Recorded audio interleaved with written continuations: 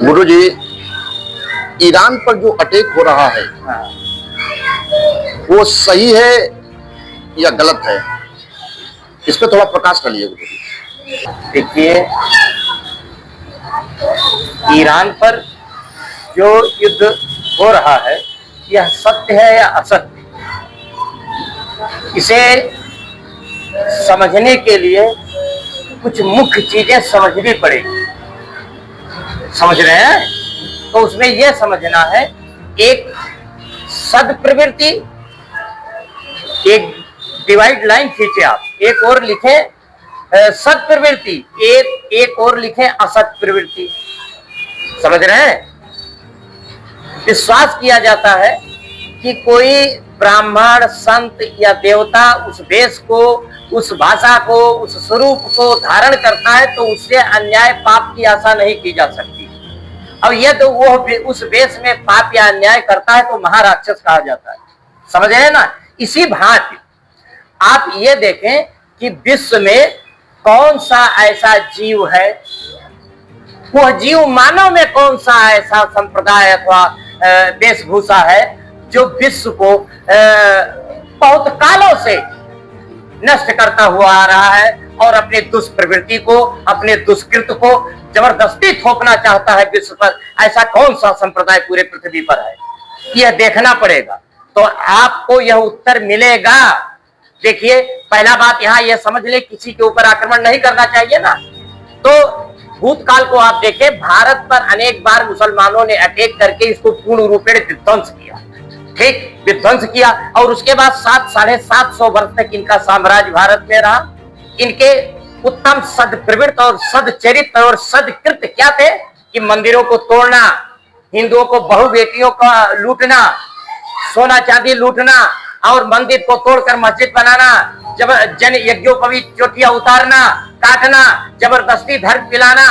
कहने का अर्थ यह है, ईसाई बाहुल और मुस्लिम बाहुल या हिंदू बाहुल ये जो विश्व पृथ्वी पर रहने वाले हैं स्वरूप, इनमें यह ज्ञान स्पष्ट है उन ईसाइयों को कि ये वो कट्टरवादी हैं। इनके पास कोई, जैसे देवताओं के द्वारा वरदान जब राक्षस पा जाते थे तो वो क्या करते हैं, वो संसार को नाश करते थे, देवताओं को लूटते थे, अनेक प्रकार का अन्याय करते थे।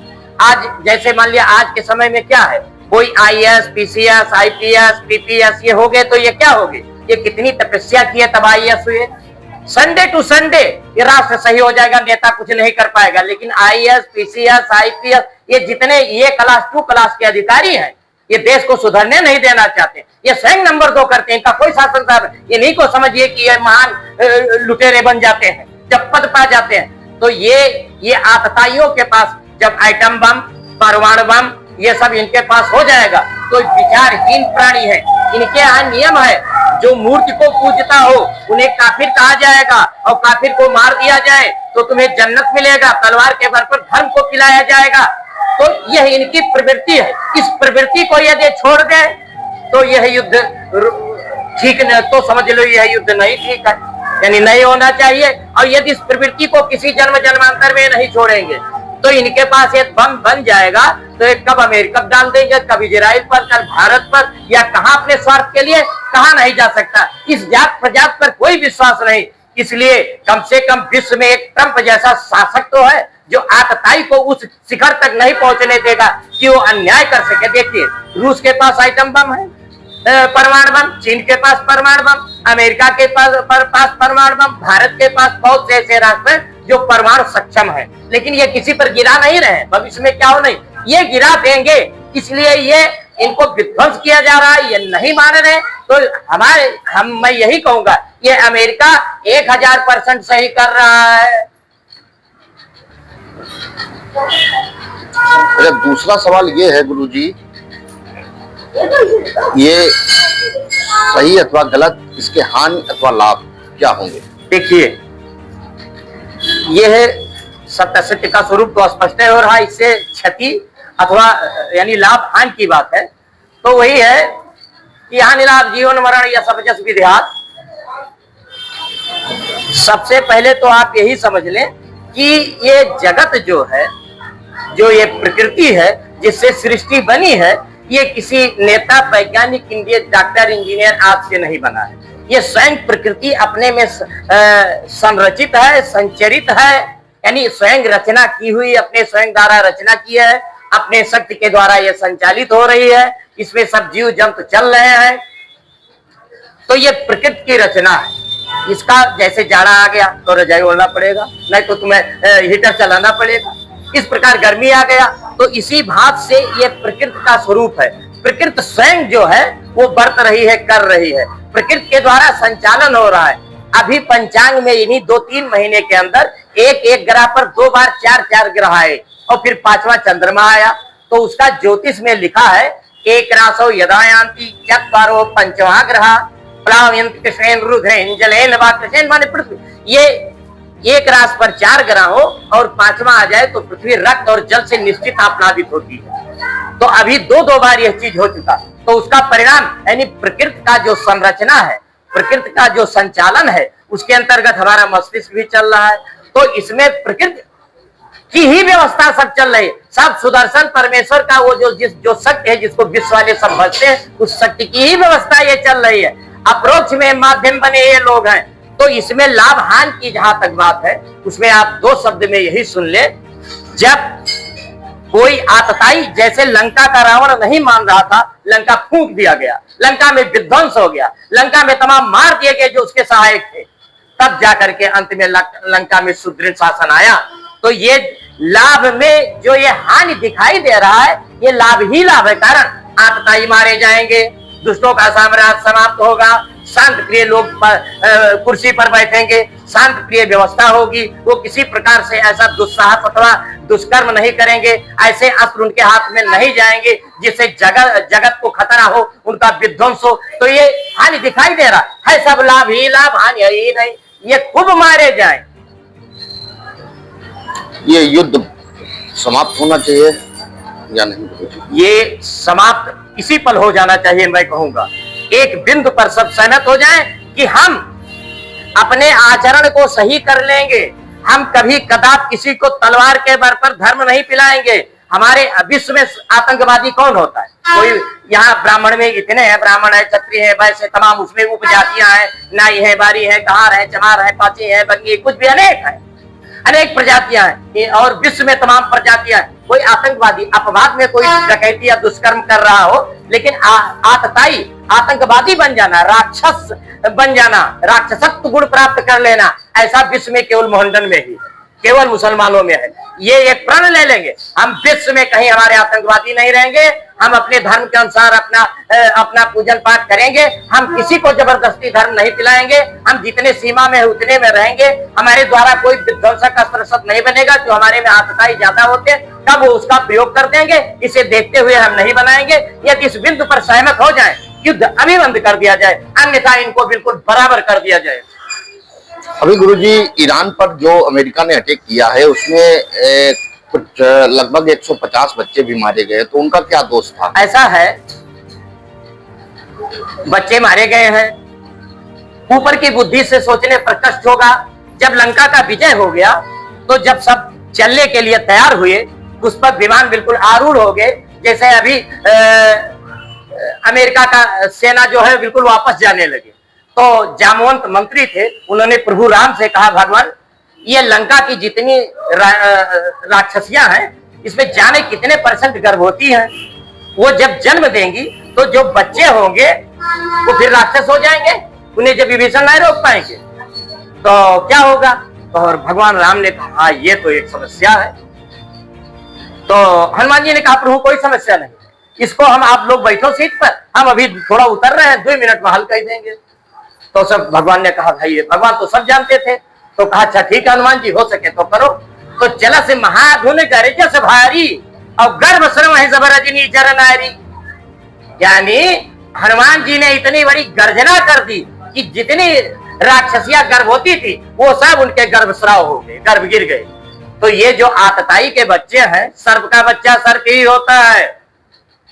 ये जो इस समय जिस परिवेश में, जिस मदरसे में पढ़ करके निकाले जाते हैं आतताई, ये जो मरे हैं कोई पाप नहीं, ये पुण्य ही है, कोई पाप नहीं, देखने में पाप है, ये सब निशाचर है। अच्छा गुरुजी, वैश्विक स्तर पर देखा जाए तो क्या इंडिया को आप महफूज समझते हैं, महफूज मानते हैं, या बागडोर जिसके हाथ में है, एक कैसा चेहरा मैं इंडिकेट कर रहा हूं, प्राइम मिनिस्टर मोदी जी, क्या चेहरा हमारे हम लोगों के लिए सुरक्षा प्रदान कर रहा है? बहुत सुंदर प्रश्न आपका है, और आपके प्रश्न में ही सब उत्तर ही उत्तर हमें दिखाई दे रहा है। मैं इतना ही कहूंगा कि 6 ऋतुएं हैं, 6 ऋतुएं हैं। जैसे जाड़ा है, जाड़ा लगा, गर्मी है, गर्मी लगा, वर्षा है, वर्षा लगा, तो 6 ऋतुएं हैं। ये 6 ऋतुएं सूर्य के राशि परिवर्तित होने पर लगती है, महीना दिन से नहीं लगती है, कोई तिथि डेट से नहीं लगती है। जैसे सूर्य जब मीन राशि पर आएगा 6 बजे, उसी क्षण बसंत ऋतु लगेगा। तो 1 महीने सूर्य मीन राशि पर रहेगा, 1 महीने मीन के बाद मेष राशि पर रहेगा, तब जो है ये बसंत ऋतु होगा। और जब मेघ के बाद वृष पर आएगा तो ग्रीष्म ऋतु होगा। वृष और मिथुन 2 महीने 2 राशियों पर सूर्य रहेगा, तब ग्रीष्म ऋतु, सूर्य सबसे प्रचंड होगा।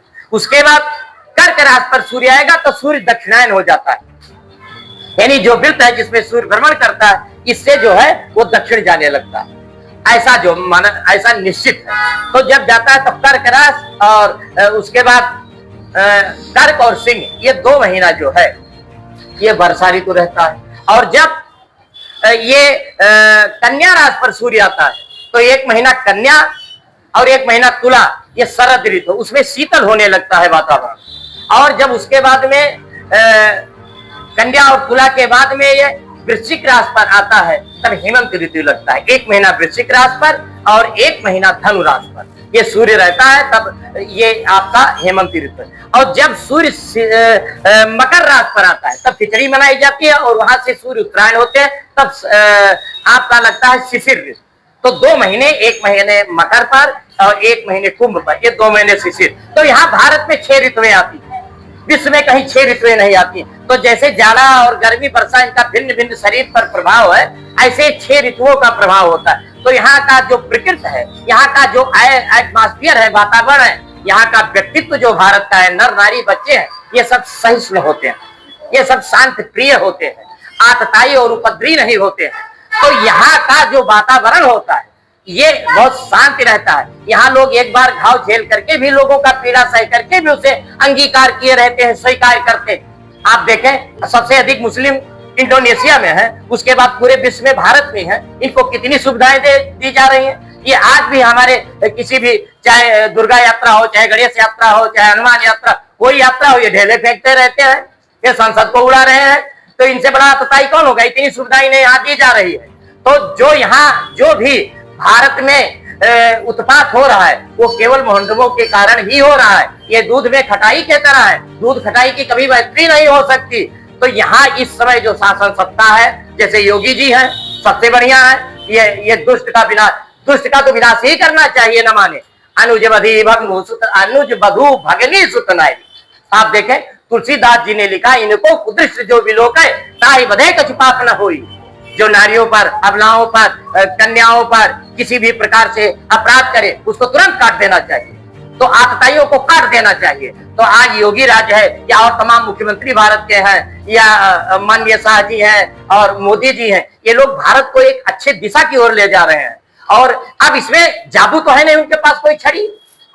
यहाँ आतताइयों का खजाना भरा है। यहाँ देखो, एक से एक बड़े बड़े नेता और नेत्री हैं। वो जानते हो क्या कहते हैं? वो कहते हैं कि प्रधानमंत्री को वो नेता और नेत्री बोल रहे हैं, कह रहे हैं ये ईरान का क्यों नहीं सहयोग कर रहे हैं, अमेरिका का क्यों नहीं विरोध कर रहे हैं। लेकिन इन मूर्खों से पूछना चाहिए, जब बांग्लादेश बना था तो एक बिंदु पर संधि की गई थी कि यहाँ हिंदुओं को कष्ट दोगे, मेरी सेना यहाँ खड़ी होगी।